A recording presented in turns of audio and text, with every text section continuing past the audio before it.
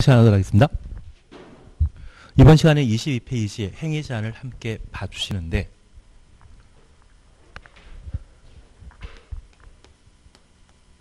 용도 지역제와 관련되어서는 대상과 절차, 행위 제한을 함께 살펴주셔야 됩니다. 우선 우리가 이해하실 것은 현재 도시군 관리 계획으로 용도 지역을 지정 변경하게 되면 결정권자인 국토교통부 장관 시도의사 대도시장이 도시군 관리 계획으로 용도 지역을 지정 변경할 수 있습니다. 용도 지역을 지정 변경하게 되면 국토의 계획 및 이용에 관한 법령에서 용도 지역을 구분하는 바에 따라 이 결정권자가 지정하거나 변경할 수 있는데 그 대상에 관한 사항으로 특별히 주거지역을 지정하게 되었을 때 전일조는 해군하고 있다는 것을 다시 한번 봐주셔야 됩니다.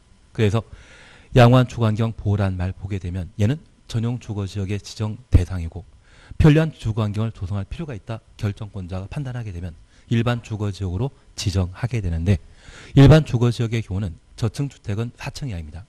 아파트는 개발할 수 있다 없다. 아파트는 주택으로 사용한 층수가 5개층 이상이기 때문에 걔는 제1종 일반 주거지역에는 지정할 수 없을 겁니다.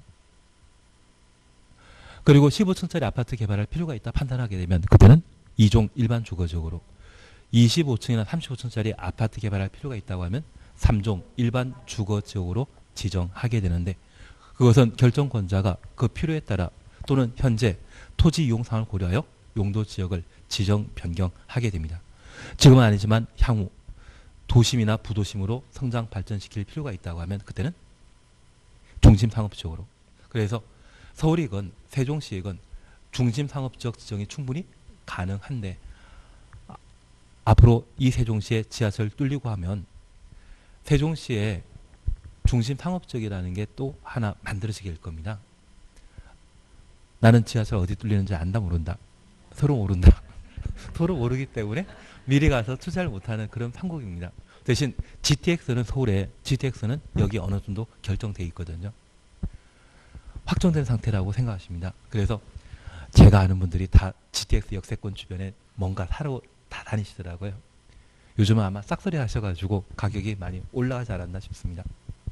그래서 GTX A 노선과 C 노선은 지금 착공에 들어간 상태이고 B 노선 같은 경우는 예타 면제된 상태이기 때문에 그 예정지 찾아야 하는 사람들이 좀 많으신 것 같습니다.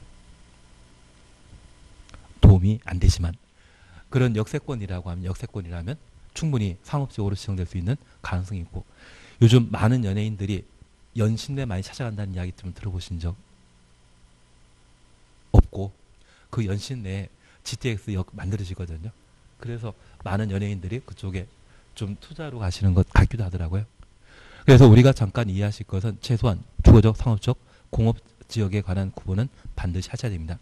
그리고 관리지역은 계획관리지역, 생산관리지역, 보전관리지역, 개생보로 각각 구분하고 있는데 도시지역에 준해 관리할 필요가 있으면 계획관리지역, 농림지역에 준할 필요가 있다면 생산관리지역, 자연환경 보전지역에 준할 필요가 있다면 보전관리지역으로 구분한다라는 것 파악해 놓습니다. 그리고 올해 신설된 사항으로 이러한 용도지역 중에 도시지역에 대해서는 조례가 정하는 바에 따라 추가로 세분할 수 있다. 그것을 확인하시고 이 도시지역만 조례로 추가 세분할 수 있는 대상이지 관리지역, 농림지역, 자연환경보전지역은 대상 아니다. 그렇게 파악하십니다. 그래서 아주 단순한 문제로 주상 목록 깔려 있고 하나가 계획관리지역이란 말 나와 있다면 아무 생각 없이는 계획관리지역 찍으시는 게 필요하시고 주민 입안 제한과 관련된 산업유통개발진흥지구에서는 자연환경보전지역 아무 생각 없이 찍으셔야 됩니다. 산업유통개발진흥지구에는 자개생이었습니다. 자개생. 자연녹지적, 계획관리지역, 생산관리지역이 산업유통개발진흥지구의 지정 제한 대상이고 예외적으로 보전관리지역과 농림지역이 포함될 수 있는 용도지역인 것 구분하시면서 그때는 틀린 지문이 아마 자연환경 보전지역일 겁니다. 아니면 생산녹지역일 겁니다. 나는 입안 제한 기억난다, 기억 안 난다. 오늘도 방금 복습하셨는데 뭘 했는지 잘 모르지만 여기 조례로 추가 세분할 수 있는 용도지역은 주상공록 도시지역만 조례로 추가 세분할 수 있다. 그것 잡아주시는 게 올해 개정사항으로 꼭 한번 보셔야 됩니다. 그리고 그 절차와 관련되어서는 원칙과 예외로 구분하는데 이 예외에 대해서는 총 3가지 있습니다. 국장을 뺀 시도지사, 대도시장이 저 조례로 도시지역을 추가 세분해놨다고 하면 그 추가 세분한 용도지역을 도시군관리계획으로 결정할 수 있고 이때는 국장 포함되는 거 아닙니다. 그리고 바다인 공유 수면을 매립하게 되었을 때 이 공유 수면이 매립구역이 2 이상의 용도지역에 걸치거나 성격 다른 경우에는 절차 생략하는 법 없지만 이웃한 용도지역의 지정 목적과 같으면 동일한 때는 도시군관리계획의 위반 결정 없이 준공인가일날 이웃한 용도지역으로 지정된 것으로 의제하고 따로 고시한다는 것 기억해 놓습니다. 그리고 3번째, 다른 법령에 따라 지역제국구역이 지정 고시되었다고 하면 비도시역이 도시역으로 지정 고시된 것으로 의지하는 것과 관리지역이 농림지역으로 의제되는 것, 관리지역이 농림지역 또는 자연환경보전지역으로 의제되는 경우가 있었습니다. 그래서 도시지역으로 의제하는 것과 농림지역 또는 자연환경보전지역으로 의제하는 경우가 있는데 꼭 하나 기억하실 것은 전산택이란 말 기억하셨을 때 그 전산택의 개발 사업이 완료되지 않고 무산되어 해제되게 되면 종전 용도지역으로 환원되게 됩니다. 개발 사업이 완료된다고 하면 환원의 문제 없습니다. 하나 정리하실 것이 있습니다. 만약 관리지역에 농지법에 따른 농업진흥지역 지정이 해제되면 농업진흥지역 해제되면 종전 용도지역으로 환원된다? 여기 농업진흥지역이나 보존산지는 개발사업 아니죠. 개발사업 하는 것이 아니기 때문에 얘는 해제되더라도 종전 용도지역으로 돌아가는 것 없습니다. 그래서 얘는 해제에 관한 문제 없고 해제에 관한 문제는 어디에만? 환원에 관한 문제는 어디에만? 환원에 관한 문제는 전산택의 경우에만 존재한다는 것 정리해 놓습니다. 그러면 이런 방법으로 용도지역을 시간이 걸려 애서 지정했다고 하면 그 목적 달성하기 위한 규제를 가하게 되는데 이를 행위 제한이라 하고 우리가 잠깐 이해하실 것이 있습니다. 2년에 걸쳐 용도지역을 지정 변경했는데 농림지역으로 지정한 땅의 소유자가 자신의 수익을 극대화시키기 위해 위락설 등의 상업용 건물을 건축하게 되면 목적 위반한 것이죠. 그냥 내버려 두게 된다고 하면 그런 일들이 빈번하게 발생하게 되고 대한민국은 난개발 현상에 휩싸이지 않나 싶습니다. 만약 제대로 개발하지 않는다고 하면 충분한 전기, 수도 등의 기환경, 기반시설 공급이 불가능하거든요. 만약 그 농림지역에 함부로 산업단지나 또는 위락설 만들게 되면 많은 전기, 수도를 사용함으로써 다른 지역 주민들이 제대로 사용하지 못해 여러 가지 삶의 질이 좀 저하되지 않을까 싶습니다. 그래서 애써서 용도지역 지정했다고 하면 그 목적 달성하기 위한 규제를 우리는 행위제한이라고 그 행위제한 규정을 위반한 자에 대해서는 처벌하도록 되어 있는데 그 처벌 형태는 2년 이하의 징역, 2천만 원 이하의 벌금에 처하도록 되어 있습니다. 가끔 우리 학교 다닐 때 네모난 판에 2-2로 적혀 있으면 2학년 위반이죠. 그걸 우리는 그냥 2년 이하의 징역, 2천만 원 이하의 벌금에 처한다. 그렇게 이해하는 것도 방법이 아닌가 싶습니다. 그러면 구체적으로 행위 제한 가하게 되면 건축 제한, 여기 건축 제한은 건축물의 용도 제한을 약칭해서 건축 제한이라 하고 이 건축 제한과 관련되어서는 올해 시험에 나올 겁니다. 그래서 최소한 6가지에 대해서는 정리해 주셔야 됩니다. 그리고 두 번째, 이런 건축 제한이 적용되었을 때 건물의 크기를 표현하는 방법으로 우리 건평이란 말 들어본 적 있을 겁니다. 그 건평은 건축 면적을 말하는데 그 건축 면적을 좌우하는 것이 건폐율입니다. 그리고 연건평이라는 말 들어본 적 있다고 하면 걔는 연면적을 말하는데 그러한 연면적 좌우하는 것이 용적률이 되게 됩니다. 그래서 건축 제한과 건폐율 제한과 용적 제한을 함께 보시는데 작년에는 얘가 시험에 나왔거든요. 그래서 올해 시험에 내게 된다고 하면 건축 제한에 관한 사항 반드시 정리하시는 게 필요합니다. 29회 때는 건폐율과 건축 제한을 시험에 냈고 그리고 30회 때는 용적률과 절차에 관한 내용을 시험에 냈기 때문에 올해는 대상과 행위 제한 중에 건축 제한 보시는 게 필요합니다. 그래서 이에 관한 사항들을 함께 정리하시는 게 필요한데 우선 23페이지에 미지정에 관한 사항이 있는데 얘는 천천히 해 나가실 겁니다. 어차피 이거 가지고 문제 풀이할 거거든요. 그냥 문제집만 가지고 하는 게 아니라 이거 가지고 참고할 테니까 그때 한번 다시 보시게 될 겁니다. 그리고 다음 페이지에 도시적의 페이지에는 분명 그냥 건너뛰시고 잠깐 죄송합니다. 22페이지에 행위제한 찾으셨죠. 그리고 동그라미 1번 건축 제한 찾았습니다. 우선 우리 첫 번째 봐주실 것은 단독주택을 건축할 수 없는 곳으로서 유통상업지역과 전용공업지역에는 건축할 수 없다. 얘를 확인하십니다. 우리가 잠깐 이해하실 것이 있는데 현재 주택은 넓은 의미의 단독택과 공동주택으로 구분하게 됩니다. 현재 공동택은 아파트 연립 다세대 기숙사 이 네 가지를 공동주택이라 하고 아연닭이란 말 기억나시겠습니까? 그래서 아파트 연립 다세대 기숙사 그리고 광해 단독택은 협의의 단독택과 다중주택, 다가구주택 그리고 시장 관저인 공간으로 각각 구분하게 되는데 최근 우리 시험에는 아파트에 관한 문제를 시험에 낸 적이 있습니다. 그래서 다시 시험에 나오진 않겠지만 가장 기본적인 것은 알고 넘어가셔야 됩니다. 그중에 우리가 잠깐 봐주실 것으로 단독택은 유통상업지역과 전용공업지역에 건축할 수 없는데 여기 유통상업지역은 남대문시장이나 고속버스터미널을 말합니다.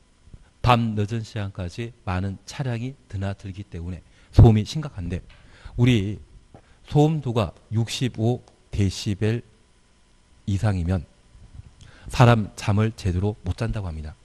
그래서 앰뷸런스의 사이렌 소리가 70데시벨 정도이거든요. 그게 밤늦은 시간까지 계속 소리가 들리게 되면 잠을 자지 못하는 곳으로 이 유통상업지역이 그런 차량이 많이 다니는 곳으로 단독택 건축할 수 있는 장소가 아니다.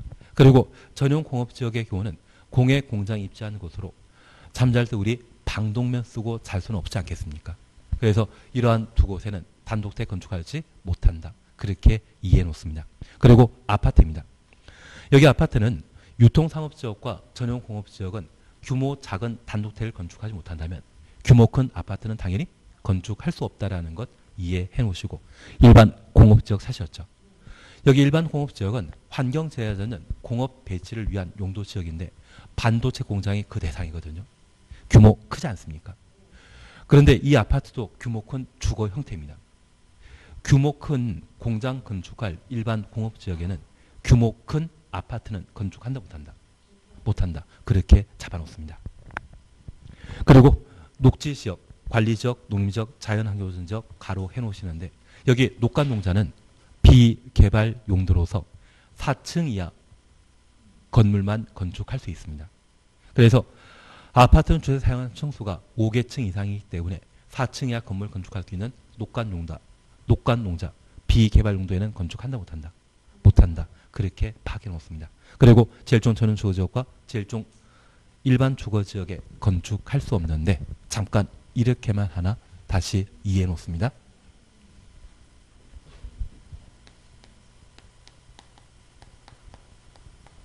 여기 아파트와 관련되어 우리 단독택이 건축 금지된 두 개. 유통상업지역과 전용 공업 지역에는 건축할 수 없다. 그리고 일반 공업 지역의 경우에는 대규모 공장인 반도체 공장이나 자동차 공장 들어갈 곳으로서 규모 큰 아파트는 건축할 수 없다. 그래서 우리 부평에 GM 자동차 공장이 있다는 걸 알고 있지 않으십니까? 그 GM 자동차 공장이 지금까지 철수하지 않고 버티고 있는 것은 부평 자동차 공장이 준공업주로 바뀌거나 일반 주거지로 바뀌게 된다고 하면 아파트 개발에서 분양하게 되었을 때 지금 부평 공장 터가 가치가 3조 정도인데 얘가 11조 정도 되거든요. 그리고 직접 아파트 시행하게 된다고 하면 그때는 가격이 엄청날 겁니다. 그래서 예전에 론스타가 한국에서 들고 나간 돈이 있지 않습니까? 그거보다 더 많이 챙길 수 있기 때문에 GM이 빠져나가지 않고 있습니다. 이제 쌍용 자동차 요즘 문제 많다는 이야기 듣지 않으셨습니까? 서울에 공장 부지 있다 없다. 그래서 그냥 힘들어 하시는 것 같더라고요. 네, 그냥 넘어가더라고. 기본적으로 자동차 공장에 들어가 있는 일반 공업 지역에는 아파트 건축한다 못한다. 그것 잡아주시는 게 필요합니다. 그리고 아파트는 가장 잘 개발되어 있는 주거 형태이거든요. 그래서 비개발 용도인 녹관 농자의 경우는 개발의 상징인 아파트는 건축할 수 없다라는 것 이해해 놓으시고, 그리고 제1종 전용 주거 지역은 단독택 중심의 양호한 주거환경 보호하는 곳으로서 공동택인 아파트는 건축할 수 없습니다. 그리고 1종 일반 주거 지역은 저층 주택, 4층 이하짜리 주택을 건축할 수 있기 때문에 주택 사용 층수가 5개층 이상인 아파트는 건축한다 못한다. 그걸 한번 확인해 주시는 게 필요합니다. 그래서 3년 전에 시험에 나왔을 때 계획관리지역 시험에 나왔었거든요. 자연녹지지역 또는 계획관리지역에 아파트 건축할 수 있다고 하면 맞다 드립니다. 여기 계획관리지역은 지구 단위 계획구역이 지정되면 아파트 개발 가능한데 그냥 계획관리지역일 때는 아파트 개발할 수 없다. 그렇게 잡아주시는 게 필요하십니다. 독과농자는 아파트 개발할 수 없다. 그렇게만 구분해 놓습니다. 그리고 두 번째, 위락설은 상업지역에만 가능하다는 건 눈에 익혀 놓으시고 1종 근린생활설과 2종 근린생활설 묶어 놓습니다. 여기 근린생활설은 우리 생활에 필요한 서비스나 물건을 제공하는 상가를 근린생활설이라는데 생활에 꼭 필요한 것은 1종 근린생활설이라 하고 있으면 좋고 없어 상관없는 것이 있다면 걔가 2종 근린생활설입니다. 나는 수업 도중에 지갑 분실했을 때 찾아가야 되는 곳 들어본 적 있다? 제일 먼저 찾아갈 곳이 공중화장실. 그리고 이 화장실에서 지갑 찾지 못한다고 하면 파출소에 신고하러 가실 거고, 그리고 주민등록증 재발급하기 위해 지역자치센터, 예전엔 동사무소나 주민자치센터라 표현했는데 지금은 법을 개정해서 지역자치센터라 달리 표현하게 됩니다. 그래서 이 파출소나 지역자치센터의 규모가 1000제곱미터 미만인 경우는 1종 근린생활설, 그리고 1000 이상일 때는 그때는 공공업무설로 분류하게 됩니다. 그래서 기본적으로 우리 주변에 작은 파출소나 동사무소 있다고 하면 걔는 1종 근린생활설에 해당하게 됩니다. 그리고 이 세 곳 돌아다녔으면 배가 고프기 때문에 휴게 음식점에서 김밥 한 줄 드시거나 제과점에서 빵 하나 사 드실 수 있거든요. 저 휴게 음식점으로서 바다 면적합 300제곱미터 미만인 경우는 1종, 300 이상일 때는 2종 근린생활설이 되게 됩니다. 식사하셨다고 하면 소화시키기 위해 구기운동 하루 하셔야 되는데 공중에 가장 작은 공은 탁구공이거든요. 그래서 이 탁구장으로 바다 면적합 500제곱미터 미만의 경우는 1종 근린생활설이고 500 이상일 때는 운동시설로 분류되게 됩니다. 그리고 이렇게 간단하게 운동하셨다고 하면 땀 많이 나거든요. 샤워를 하셔야 되죠. 목욕장, 그리고 이용원, 미용원, 이곳에서 씻고 단정하셨다고 하면 동네 보건소 방문하셔가지고 건강검진 받아보실 수 있고요. 건강하다는 이야기 듣게 되면 제철 과일 사들고 가시고, 그리고 주변에 서점이 보인다고 하면 우리는 요즘은 하루라도 책을 안 읽으면 혀에서 뭐가 생기지 않으십니까? 그래서 소매점 방문하시는데 이 소매점의 크기가 1000제곱미터 미만이면 일종 근린생활시설이고 그 이상이면 그에 따른 분류에 따라 좀 다른 형태로 바뀌게 됩니다. 그래서 이렇게 돌아다니는 것이 있다면 다 일종 근린생활시설인데 저 일종 근린생활시설은 생활에 꼭 필요한 필수시설이기 때문에 모든 용도 지역에 건축할 수 있습니다. 다만 이종 근린생활시설의 경우는 전용 주거지역과 일반 주거지역에 건축할 수 없습니다. 특히 이종 근린생활시설과 관련되어 일반 음식점이라는 거 찾았는데 얘는 술을 판매하는 식당을 말합니다. 일반 주거지역 건축할 수 없지만 조례상 가능합니다. 그래서 전용 주거지역의 경우는 이종 근린생활시설은 항상 불가능하지만 일반 주거지역의 경우는 법령상 건축할 수 없고 조례에서는 가능한 것으로. 그래서 우리 부동산 중개업소 있지 않습니까? 공인중개사법에 공부하셨듯이 이 부동산 중개업소의 규모가 30제곱미터 미만이면 일종 근린생활시설이고 30제곱미터 이상 500제곱미터 미만이면 이종 근린생활시설이며 500 이상이면 업무시설이거든요. 그래서 기획부동산이 계신 곳이 있다면 500 이상으로 파악하시는데 여기 부동산 중개업소는 원래 일반 주거지역에 건축할 수 없지만 조례가 허용하면 부동산 중개업소를 일반 주거지역에 건축할 수 있습니다. 그래서 아파트 단지가 만들어져 있는 곳은 대부분 일반 주거지역인데 단지 내 상가에 중개업소 여러 개 있지 않습니까? 그리고 이번에 새로 아파트 단지 만들어지게 되면 중개업소 차리기 딱 좋지 않습니까? 세종시 인구는 늘어난다, 감소된다? 늘어난다. 중개업소는 문 닫을 수 있긴 있죠. 괜한 얘기 들었습니다. 대신 아마 저쪽에 진짜 상권 좋다고 이야기 나오는 곳이 있다고 하면 직접 분양 받으시는 게 임대로 내는 것보다 더 쌀걸요.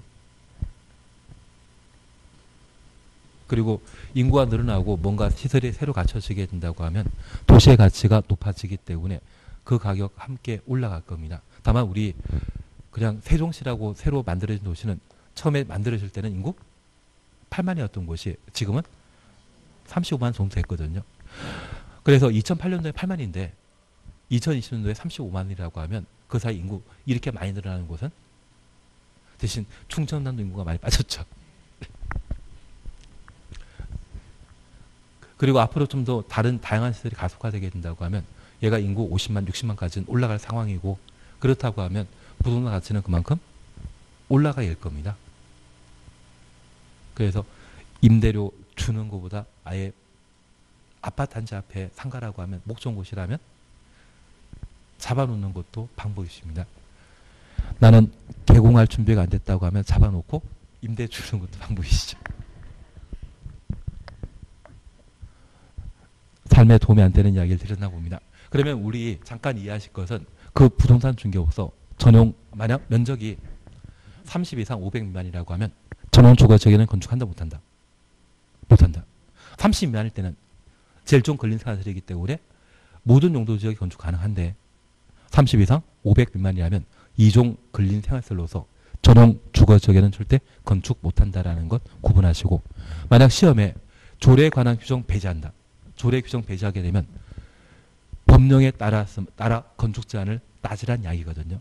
그런 데는 일반 주거지역에도 이종 근린생활시설 건축할 수 없습니다. 그것 잡아주시는 게 필요합니다. 그리고 2번 종교집회장이라는 거 찾으셨죠.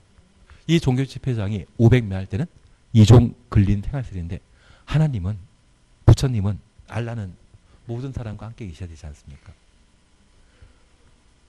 그래서 우리나라에도 알라 신을 모시는 이슬람 사원이 이태원에 있지 않습니까? 예, 그래서 종교집회장은 항상 사람들과 함께 있어야 되기 때문에 모든 용도 지역에 건축되어 있다. 나중에 이태원 한번 가보시게 되면 그 이태원 주변에 판잣집 많거든요. 판잣집 아니고 지금은 많이 좀 바뀌었는데 그 이태원 그 한 곳에 만들어진 곳은 분명 아파트 만들어지는 그런 일반 주거지가 아니지 않겠습니까? 나는 이태원 사원 가본 적 없다. 그래서 이번에 이태원 그런 이야기도 좀 피할 수 있는 그런 상황인 것 같습니다. 하여튼 종교집회장은 이종 근린 사실이지만 어디건 만들어진다라는 것만 구분해 놓습니다. 그리고 학교 사셨죠. 여기 학교에는 체육 시간에 운동장 달리기 하는 경우가 있습니다. 전용 공업 지역에 만들게 된다고 하면 방독면 쓰고 달려야 됩니다. 이번에 중국에서는 마스크 쓰고 달리기 하다가 좀 안타까운 일 발생하지 않았습니까? 마스크 쓰고 달리기 하는데도 힘든데 방독면 쓰고 전용 공업 지역에 학교를 만들어 놓고 달리기 하면 그거 힘들지 않겠습니까? 학교는 전용 공업적인 건축한다 못한다? 못한다. 그리고 묘지 관련 시설은 납골당 그런 것을 말하는데 얘는 주상공예는 만들 수 없습니다. 그리고 공장 건너뛰시고 숙박시설 건너뛰십니다. 다만 여기 숙박시설과 관련되어 제가 부탁드리는 것은 준공업지역 찾으셨죠. 그러면 준공업지역이라면 회사 많은 곳인데 출장 갔다가 집에 못 가신다고 하면 주무시고 가셔야 되지 않겠습니까? 그래서 상업지역 외 어디에도 준공업지역에도 만들어진다라는 것 파악해 놓습니다. 그리고 자연녹지지역과 계획관리지역 요즘 펜션 많지 않습니까? 그런 것이 만들어지는 곳이 이쪽이다. 그렇게만 하나 보시는데 제가 부탁드린 것은 아파트 반드시 하실 것. 위락설 반드시 할 것. 1종, 2종 근린사를 묶어놓으셨죠. 1종은 모든 용도 지역에 가능하고 2종 근린 생활설은 전용 주거지역에는 만들 수 있다 없다?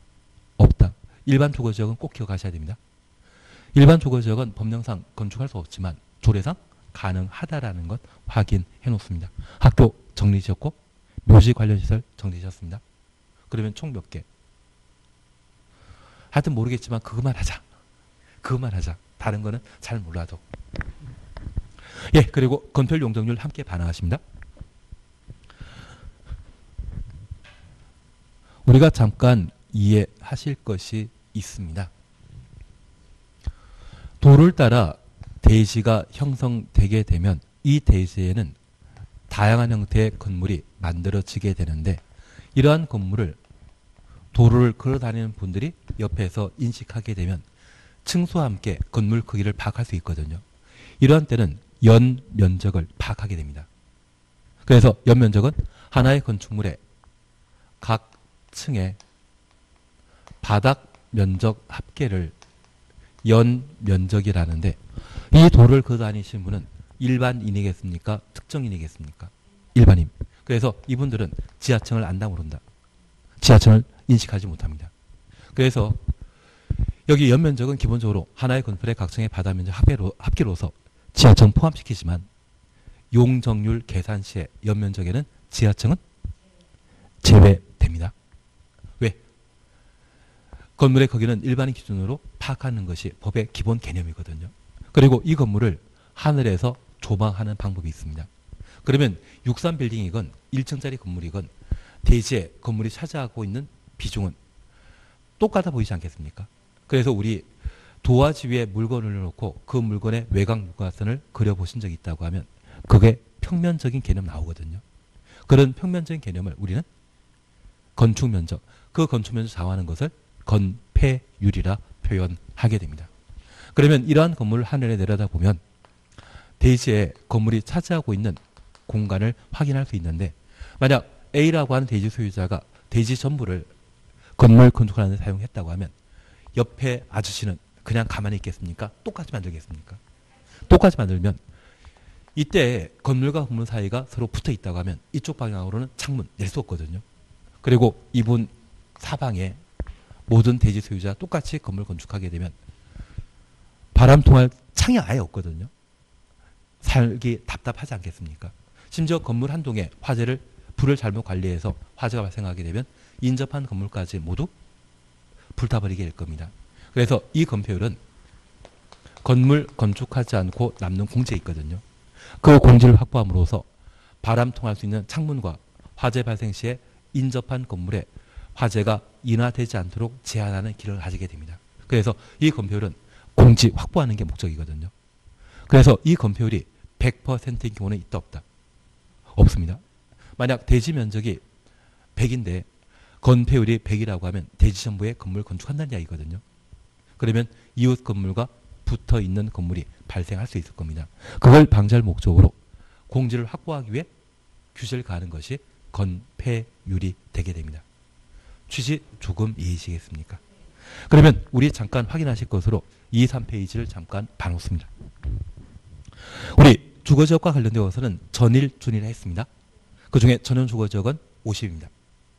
1종이든 2종이든 관계없이 전용 주거지역은 50. 그리고 일반 주거지역 60, 60, 50인데 얘를 묶어놓습니다. 그러면 일반 주거지역의 대표적인 건폐율은 60%입니까? 50%입니까? 60으로. 50은 예외에 해당되는 것으로 파악해 놓으시고 50 줄만 쳐놓습니다. 그리고 준주거지역 74셨죠. 그래서 우리 잠깐 확인하실 것으로서 건축물의 용도 제한과 관련되어서는 우리는 어떻게든 몇 개 한다? 6개는 어떻게든 공부한다. 단독택 해결되실 수 있죠. 아파트 해결될 수 있고 유락시설, 1종, 2종 근린생활시설, 학교, 묘지 관련 시설까지 6개는 무조건 해놓으십니다. 이것만 해놓으시면 우리 건축 제한과 관련된 내용이 한 13문제 시험에 나왔었는데 2번 빼고는 이것만 가지고 다 풀었거든요.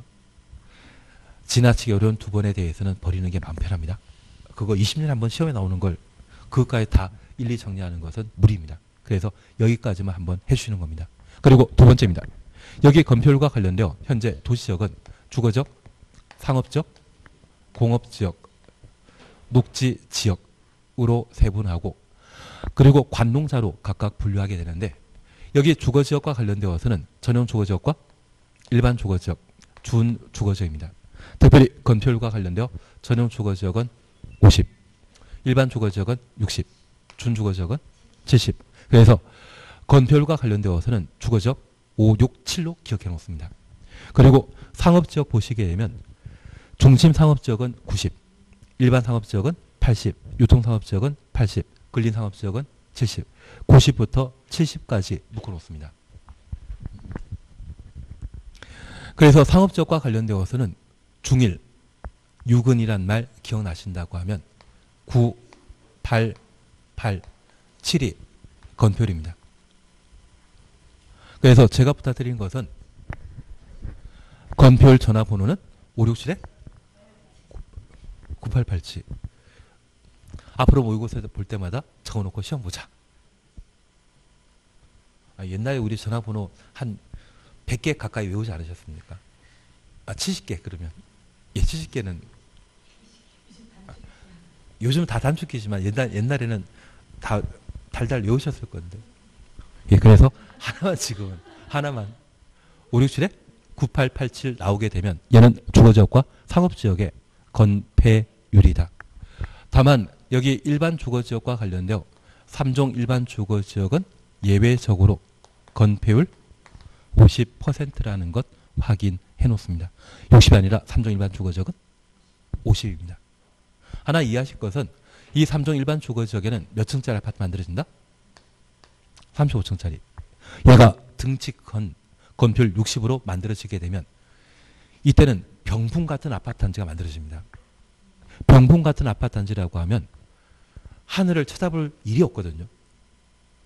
대신 이 3종 일반 주거지역의 건폐율을 50%로 조정하게 되면 날씬한 아파트가 만들어지고 건물과 건물 틈새로 하늘 전경을 볼 수 있거든요.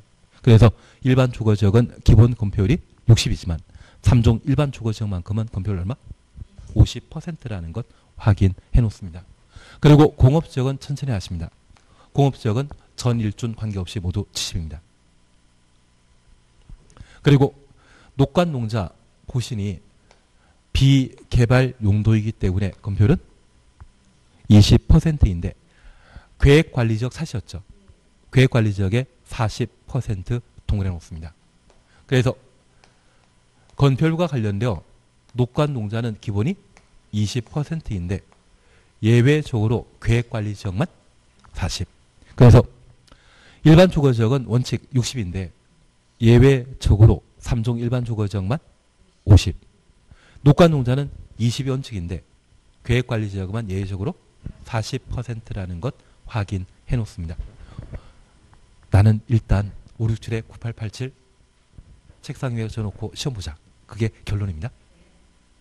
몇 번 하시다 보면 답을 쉽게 맞춰 나갈 겁니다. 그리고 용적률 함께 보십니다. 제1종 전원 주거지역 100 동그라미 놓습니다. 근데 2종 전원 주거지역이 50 올라가죠. 1종 일반 주거지역은 200, 또 50 올라갑니다. 그리고 3종 일반 주거지역 분이 300. 그러면 1종 전용 주거지역 100, 3종 일반 주거지역 300 각각 동그라미 놓으시고 그 사이 얼마씩 높아진다? 50씩. 그리고 준주거지역의 경우는 용적률 500%이고 중심상업지역부터 근린상업지역 1500부터 900까지 보시니 200씩 낮아지죠. 상업지역은 중심상업지역인데 1500, 일반상업지역은 200 빠진 1300, 여성상업지역은 200 빠진 1100, 근린상업지역은 200 빠진 900. 그래서 우리 용적률과 관련되어 주거지역은 전일준이었습니다. 전용 주거지역과 관련되어 제일 먼저 시작하는 게 1종 전용 주거지역이고 그 1종 전용 주거지역은 100입니다. 100의 1. 그리고 일반 주거지역의 가장 끝에 있는 것은 3종 일반 주거지역으로서 3종 일반 주거지역의 용적률은 300. 그래서 1종 전용 주거지역은 1이니까 100. 3종 일반 주거지역은 3이니까 300. 그 사이에는 얼마씩 달라진다? 50씩. 그리고 준 주거지역은 500. 그래서 주거지역의 용적률은 1, 3, 5입니다. 제1종 전용 주거지역은 100. 3종 일반 주거지역은 300. 그 사이에 얼마씩? 50씩. 그리고 상업지역에 만들어지는 건물은 아주 크거든요. 그래서 당연히 1000이 내포되어 있는 것으로 파악해 놓으시고 1000 빠진 상태에서 1000 빠진 상태에서 5, 3, 1, 9입니다. 중심상업지역은 1500, 일반상업지역은 200 빠진 1300, 근린상업지역, 유통상업지역은 200 빠진 1100, 근린상업지역은 200 빠진 900. 그래서 우리 용적률과 관련되어 시험 볼 때까지 전화번호는 135-5319. 나중에 책상에 적어놨는데 시험 감독관이 이게 뭐냐고 하면 건폐율례 전화 번호라고 해서 567-9887 용적률 전화번호를 해서 135-5319 그렇게라도 한번 해놓습니다. 공업적에 대해서는 일단 접어놓으시는데 공업적은 3, 4입니다. 전용 공업적은 300, 50씩 달라집니다. 준공업적은 400, 얘는 천천히 나가십니다.